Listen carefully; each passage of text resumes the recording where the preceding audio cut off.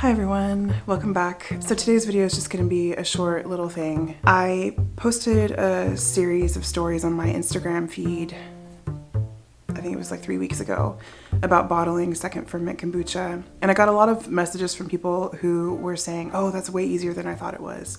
I definitely have to try this.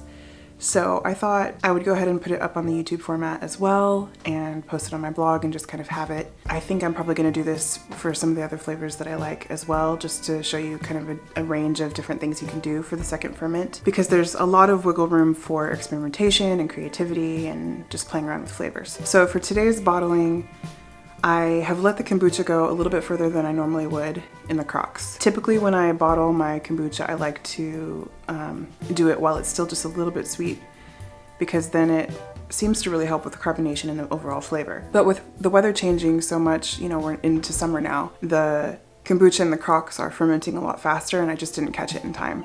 So when this happens, what I like to do is do some kind of simple syrup or something to rebalance the flavor and give it a little bit more sweetness. And typically, even though I add a little bit more sugar, by the time I go to open the bottles, it's really carbonated and most of that sugar has been eaten up, so it's not too sweet or anything. So yeah, for today I'm gonna do strawberry rhubarb flavoring. We have some rhubarb growing out in the yard. I'm just gonna chop it up, put it in a small saucepan, add some sugar and water, and do a simple syrup.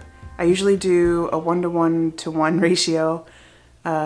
So usually 1 cup of rhubarb, 1 cup of sugar, 1 cup of water, but you could also add a little less sugar if you want, or a little more. Because this is rhubarb and it's really tart and sour anyway, I feel like the 1 cup of sugar is warranted here, but usually I'll do a little bit less. And then my husband went to a U-Pick about 3 weeks ago and got 30 pounds of strawberries.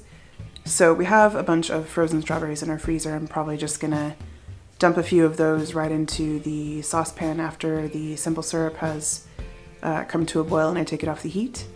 That'll help bring the temperature down more quickly, and then I'll pop it all in the blender and puree it up. I typically like to puree my fruit pretty well just because it goes through the funnels a little bit better, but you can leave your fruit a little bit more chunky, or you can just do fruit slices, however you want to do it. From there, I'll just fill up my bottles and set the kombucha aside and let it do its second fermentation for another probably 5 days.